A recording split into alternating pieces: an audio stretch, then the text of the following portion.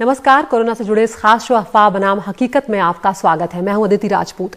इस शो के जरिए हम देश और दुनिया के जाने माने विशेषज्ञों से बात करते हैं और जो कोरोना से जुड़ी नई नई रिसर्च कर रहे हैं उनसे बात करते हैं ताकि कोरोना को लेकर बिल्कुल सटीक और ताजा जानकारी आप तक पहुंच सके। हम सब जानते हैं कि कोरोना बीमारी लगातार बदल रही है। कोशिश है कि आप ये जान सकें कि दूसरों की किन गलतियों से सीख ली जा सकती है। अफवाहें और हकीकत से भी आपको रूबरू करवाएंगे और आपके सवालों के जवाब भी देंगे एक्सपर्ट। तो बने रहिए हमारे साथ। आज की टॉप स्टोरी का रुख करते हैं जिसमें हम वैक्सीन की बात करने जा रहे हैं। ब्रिटेन ने फाइजर वैक्सीन को मंजूरी दी जो बड़ी खुशखबरी के रूप में सामने आई, लेकिन यहां पर भारत के लिहाज से कुछ रियलिटी चेक होना भी जरूरी है। जैसे हमारी क्या पॉलिसी होगी, कौन कौन सी कंपनियों से भारत वैक्सीन लेगा। माना जा रहा है कि भारत में 2021 की शुरुआत में वैक्सीनेशन शुरू हो जाएगा, लेकिन दूसरी तरफ सरकार ने यह कहकर चिंता बढ़ा दी है कि वैक्सीन पूरे देश की आबादी को नहीं दिया जाएगा। जहां दूसरे देश बड़े स्तर पर प्री बुकिंग कर रहे हैं, भारत ने फाइजर की कोई प्री बुकिंग नहीं की है। वहीं भारत के लिए चुनौतियां कुछ दूसरी भी हैं, जिसमें से एक बड़ी समस्या है वैक्सीन के रख रखाव की। हम सब जानते हैं हर वैक्सीन को रखने की एक निश्चित अवधि होती है, उसे एक खास तापमान पर रखना होता है। अगर इसमें कोई असावधानी बरती गई तो वैक्सीन अपना असर खो सकती है। तो भारत जहां शहरों में ही स्वास्थ्य व्यवस्था की हालत खस्ता है, वहां ग्रामीण इलाकों तक वैक्सीन पहुंचाना अपने आप में बड़ी चुनौती होगी। इसको लेकर वैक्सीन को लेकर हाल ही में एक शब्द का भी बार बार जिक्र आया है और वो है ईविन, यानी इलेक्ट्रॉनिक वैक्सीन इंटेलिजेंस नेटवर्क। क्या है वैक्सीन की ये ईवीएन तकनीक, वो आपको थोड़ा सा हम बताते हैं। ईवीएन जो है वैक्सीन वितरण के लिए बनाई गई तकनीक है और इसी तकनीक के जरिए टीकाकरण सुनिश्चित किया जाता है। वैक्सीन के स्टॉक पर भी नजर रखने में ये तकनीक मददगार साबित होती है। 2015 में इसे लॉन्च किया गया था, जो कि स्मार्टफोन के जरिए ऑपरेट हो सकती है। कोल्ड चेन में वैक्सीन के रखरखाव पर नजर ये तकनीक रखती है और किसी भी देश की सरकार के लिए यूनिवर्सल इम्यूनाइजेशन प्रोग्राम जो होता है उसमें ये तकनीक काम आती है और खासकर रियल टाइम में ये वैक्सीन के हालात की जानकारी देती रहती है।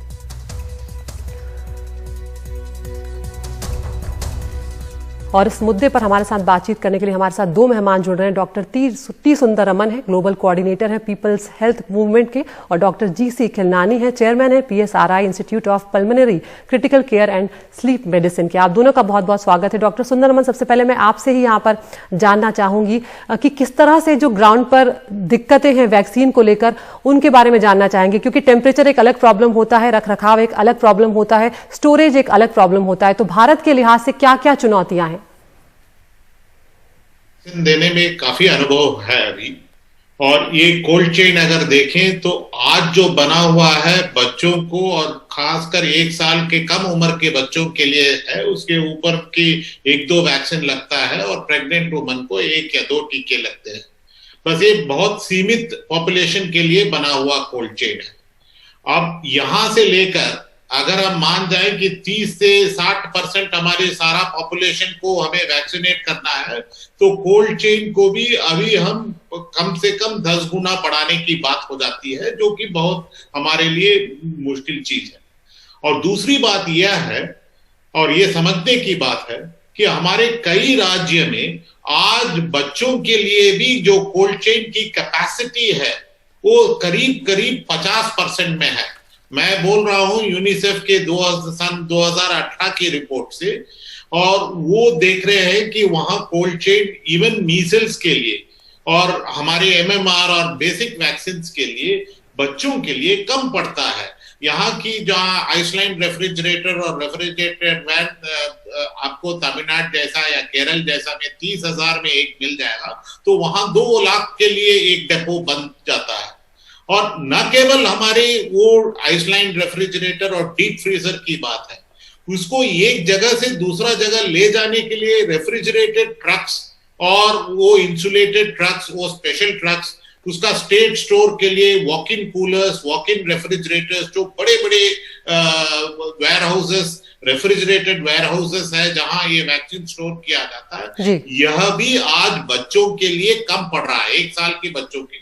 अब उसे तो रोक नहीं सकते हो, न रोकना चाहिए।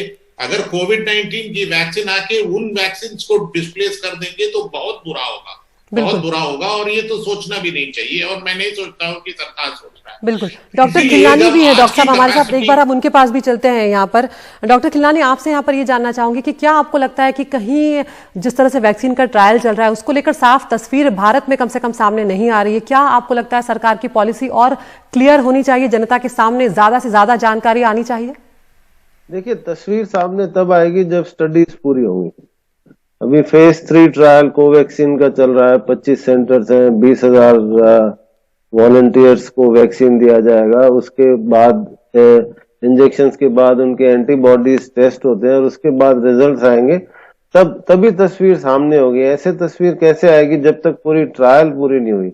लेकिन मैं आपके माध्यम से ये बताना चाहता हूँ कि वैक्सीन एक बहुत इफेक्टिव स्ट्रेटजी रही है। अगर हम इतिहास की बात करें, स्मॉल पॉक्स इरेडिकेट हो गया, पोलियो ऑलमोस्ट इरेडिकेट हो गया, लेकिन कोविड का यह है कि कोविड एक नई बीमारी है। पोलियो बहुत पुरानी बीमारी थी, स्मॉल पॉक्स सदियों से चली आ रही थी, लेकिन कोविड, क्योंकि कोविड नई बीमारी है, इसके लिए बहुत रैपिड स्पीड पे काम हुआ है और फेज 1 और फेज 2 ट्रायल कंप्लीट हो गए हैं। फाइजर की अपनी वैक्सीन है, एस्ट्राजेनेका की अपनी वैक्सीन है।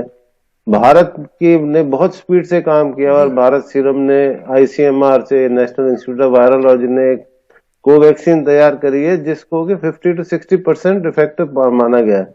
लेकिन मैं आपको ये भी बताना चाहता हूं कि जो लोगों को जो उम्मीद है जी कि अगर जनवरी में वैक्सीन आ गई तो फरवरी में कोविड खत्म हो जाएगा, वो एक्चुअली सच नहीं।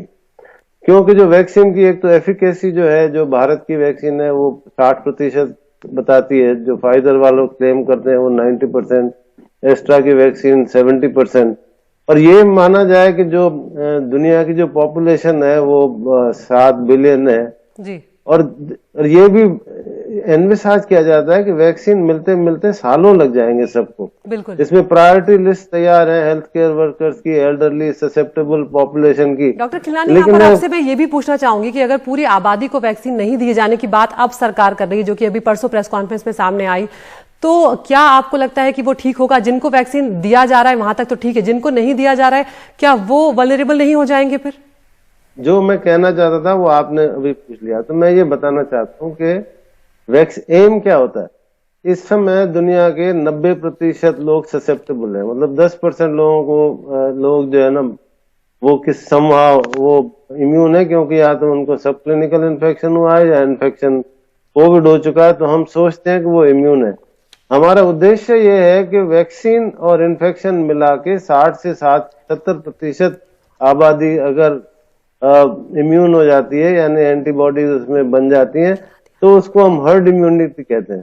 तो हमारा उद्देश्य ये है कि ये हर्ड इम्यूनिटी डेवलप हो, लेकिन ये 2 महीने में या 1 महीने में डेवलप नहीं होगी। जी बिल्कुल, लंबा इंतजार इसके लिए डॉक्टर खिलनानी करना पड़ेगा। आप एक कहने का अर्थ है कि वैक्सीन बहुत जरूरी है, बिल्कुल, लेकिन कोई ये ना सोचे कि वैक्सीन के आते ही जीवन सामान्य हो जाएगा, ऐसा नहीं होगा। सावधानियां जो है वो जरूर बरतनी होंगी। बिल्कुल ठीक बात आप कह रहे हैं। डॉक्टर साहब, यहाँ पर मैं सुंदर रमन साहब को भी लाना चाहूंगी। डॉक्टर सी सुंदर रमन, यहाँ पर आपसे ये भी मैं पूछना चाहूंगी कि ग्रामीण इलाकों की अगर हम बात करें, हम अपने शहरी इलाकों में ही हमारी जो स्वास्थ्य व्यवस्था है वो बहुत अच्छी नहीं है।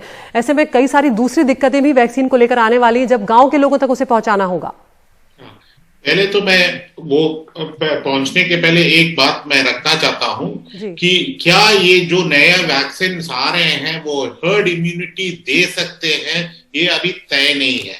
हमें पता है कि वो सिम्टोमेटिक केस को और सीवियर केस को कम कर सकता है, लेकिन या न भी कर सकता है, लेकिन ये इन्फेक्शन स्प्रेडिंग जो है, जो एक से दूसरा फैलने को वो कम करेगा, ये अभी निश्चय नहीं है। इसके लिए ये स्टडीज डिजाइन नहीं रहा।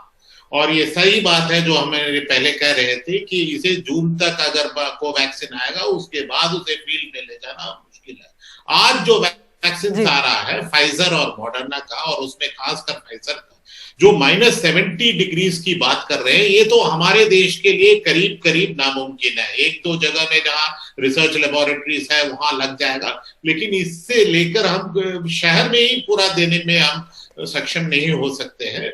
ये बहुत मुश्किल है। मॉडर्ना का वैक्सीन तब भी कुछ -15 to -25 डिग्रीज में फ्रीज में रखता है, और बाहर में 1 महीना बोल रहे हैं कि 2 से 8, जो कि हमारे बाकी वैक्सीन से मिलता है। इसे बाहर ले जाने की ज्यादा होप है। कोवैक्सीन क्या करेगा, कितना टेम्परेचर में काम करेगा, इस पर अभी स्पष्ट जानकारी नहीं है। हो सके वो भी कम से कम तो इतना करना पड़ेगा, नहीं तो भारत में उसका बहुत ज्यादा यूज नहीं हो सकता है। अब उसके बाद भी हमें कोल्ड चेन और उसकी डिलीवरी और ग्रामीण इलाका में अगर हम ये भी मान जाएं कि जो उसको जरूरी है वो ब्लॉक हेडक्वार्टर्स में या प्राइमरी हेल्थ सेंटर में आकर लेंगे और हम फील्ड नहीं ले जाएंगे, तब भी हमारे लिए आज की दिन में जब तक हम हमारी हेल्थ सिस्टम को 2 गुना 3 गुना हम बढ़ाए नहीं, स्ट्रेंथन नहीं करें, स्टाफ के साथ, इंफ्रास्ट्रक्चर के साथ, कोल्ड चेन के साथ, ट्रांसपोर्ट के साथ, ये हमारे लिए बात नहीं बनेगी। इसलिए लेकिन अगर हम स्ट्रेंथन करें तो अच्छी बात है, हमारे लिए, देश के लिए जरूरी भी है। हमारे पब्लिक हेल्थ एक्सपेंडिचर दुनिया में सबसे लोएस्ट है, इसलिए मैं वैक्सीन के खिलाफ नहीं हूं। मैं समझता हूं कि सबको वैक्सीन मिलने की अधिकार है और उसे हम मना नहीं करना चाहिए, लेकिन उसके लिए क्या क्या तैयारियां करना चाहिए, ये केवल वैक्सीन पता करने में या वैक्सीन की खोज ही नहीं है, हमारी डिलीवरी सिस्टम में भी बहुत बड़ा इंप्रूवमेंट की जरूरत पड़ता है। जी डॉक्टर खिलनानी, इस पर आप कुछ कहना चाहेंगे? यहाँ पर डॉक्टर सुंदरम जो है वो इम्प्रूवमेंट की बात भी कर रहे हैं और काफी स्तरों पर सुधार की जरूरत है हमारे यहाँ। तो मुझे एक मौका मिला था ऑनरेबल जो स्वास्थ्य मंत्री हैं उनके साथ एक टेलीविजन प्रोग्राम करने का, और उन्होंने उसमें ऐलान किया था कि भारत सरकार बिल्कुल तैयार है और सारा प्रोग्राम बन चुका है कि किस तरह से वैक्सीन इंटीरियर तक पहुंचाई जाएगी, क्या प्रायोरिटी लिस्ट बनेगी, जैसे हेल्थ केयर वर्कर्स और जो ससेप्टेबल पॉपुलेशन उनको दी जाएगी। तो आई थिंक जो भारत सरकार है वो बिल्कुल इसके लिए तत्पर है और प्लानिंग हो चुकी है इसकी, सिर्फ इंतजार इसका है कि वैक्सीन की सेफ्टी, एफिकेसी और अवेलेबिलिटी, तो ये अगर तीनों चीजें हो जाएंगी तो हमारा एम, ये सच बात है कि कुछ दिनों में, कुछ महीनों में हर्ड इम्यूनिटी नहीं डेवलप होने वाली है। हर्ड इम्यूनिटी डेवलप होगी जब कुछ को इन्फेक्शन होगा, कुछ को माइनर इन्फेक्शन होंगे, कुछ को वैक्सीन लगेगी, उस हिसाब से ट्रांसमिशन कम करना है। ट्रांसमिशन बंद नहीं होगा कुछ महीनों में, इसमें शायद बहुत साल लग जाएंगे। हाँ, तो हमें जो बाकी जो हिदायतें हैं और बाकी जो प्रिवेंटिव मेजर्स हैं, जो सोशल डिस्टेंसिंग वगैरह, जो जिसकी हमें थोड़ी थोड़ी आदत पड़ गई है, हमें ये सोचना है कि ये लंबे समय तक हमें अपनी जीवन शैली में ढालना पड़ेगा। धन्यवाद। बहुत बहुत शुक्रिया डॉक्टर टी सुंदरम आपका और डॉक्टर खिलनानी आपका, आप दोनों ने अहम जानकारियां दी। तो खासकर हमारे दर्शक कम से कम ये अब साफ हो जाए कि वैक्सीन आ भी गया तब भी हमें सावधानियां बरतनी होंगी और इतनी जल्दी हमें उम्मीद नहीं करना चाहिए कि अगर वैक्सीन लग भी गया तब भी इस वायरस से हम मुक्ति पा सकेंगे। एक ब्रेक के लिए यहां पर रुक रहे हैं और ब्रेक के उस पार जानेंगे आपके सवाल और हमारे एक्सपर्ट के जवाब।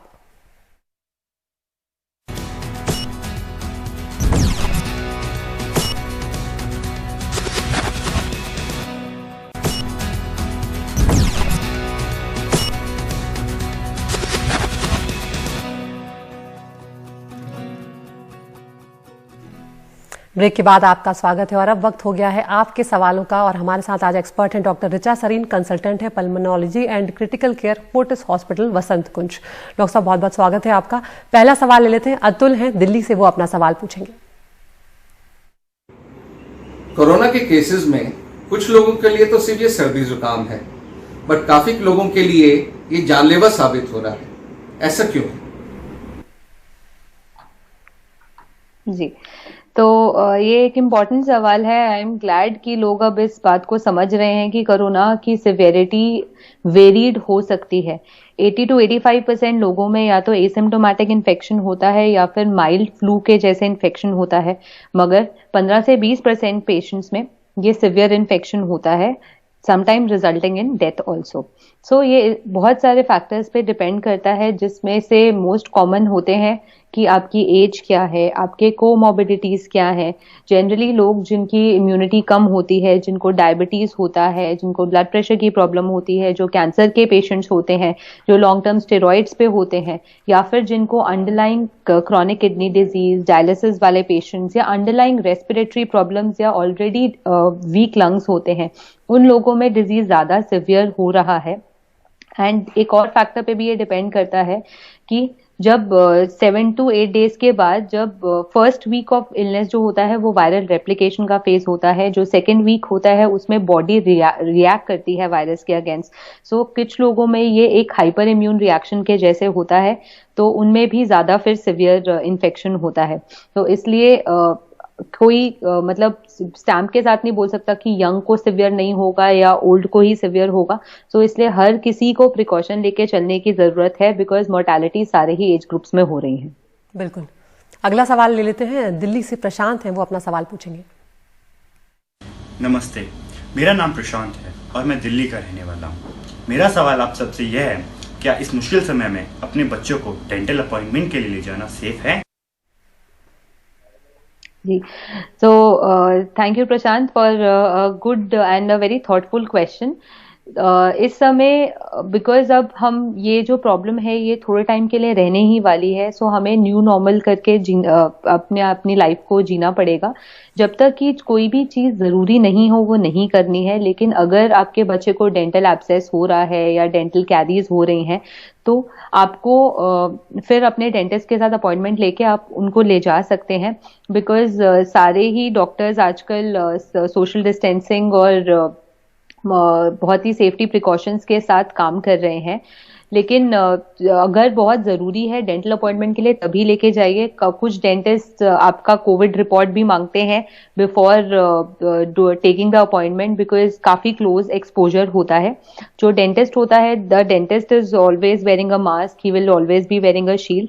सो अगर आपको जरूरी है तो आप अपने बच्चे को ले जा सकते हैं। यहाँ पे एक और चीज मैं ऐड करूंगी, आप अपने बच्चों का वैक्सीनेशन प्लीज मिस मत कीजिए। काफी सारे पेरेंट्स कोरोना वायरस के चक्कर में बच्चों को वैक्सीन के लिए नहीं लेके जा रहे हैं। सो बच्चों की इम्यूनिटी कम होती है, उनको अपने टाइमली वैक्सीन चाहिए। सारे हॉस्पिटल्स टेक केयर कर रहे हैं कि इन्फेक्शन स्प्रेड ना हो, सो बच्चों का वैक्सीनेशन भी प्लीज मिस मत कीजिए। जी डॉक्टर साहब, यहाँ पर एक सवाल ये भी है कि जो लोग रिकवर कर चुके हैं, पोस्ट कोविड कुछ समस्याएं आ रही हैं, जैसे किसी को शॉर्ट ऑफ ब्रेथ हो रहा है या कुछ और भी दिक्कतें आ रही हैं, ब्रेथलेसनेस है या फिर खांसी जो है वो लगातार बनी हुई है, गले की आवाज़ जो है वो लगातार बदली हुई है, उन्हें क्या करना चाहिए? तो हमारे पास बहुत सारे पेशेंट्स आ रहे हैं, इनफैक्ट 40-50% पेशेंट्स को या तो पोस्ट कोविड सीक्वली हो रहा है या फिर खांसी नहीं बंद हो रही है।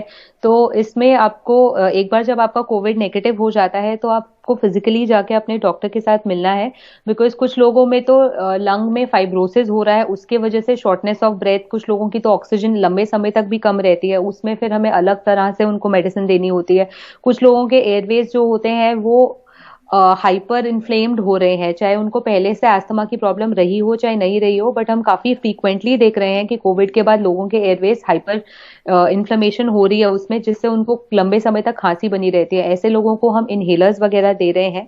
सो अगर आपको कोविड ठीक होने के बाद समस्या बनी रहती है तो प्लीज अपने डॉक्टर के साथ कंसल्ट कीजिए, क्योंकि काफी लोगों में ये प्रॉब्लम्स आ रही हैं, बिकॉज इसी समय सीजन भी चेंज हो रहा है, एयर पोल्यूशन का भी इफेक्ट है, तो सब क्यूमुलेट हो रहा है। तो अगर आपको इश्यूज आ रहे हैं so please get back to your doctor, and हर चीज का इलाज है, सो डोंट वरी।